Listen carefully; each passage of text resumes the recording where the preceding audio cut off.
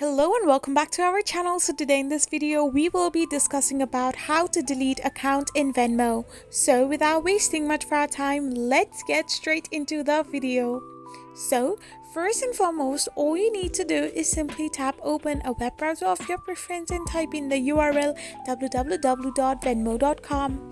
Once you do this, you will end up in the official website of Venmo. So the thing you need to do now is simply tap on the settings option, which is on the left hand side of your screen.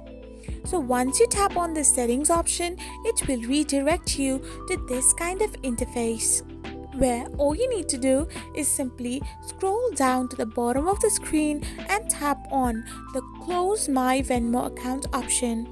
Once you do so, you need to hit on the next button to close your Venmo account. So at last, you need to confirm that you want to delete or close your Venmo account, and once you give the final confirmation, your Venmo account will be completely deleted. I hope you found this video helpful, so don't forget to hit that subscribe button and do give us a thumbs up. We will be back again with these informative videos. Thank you for watching.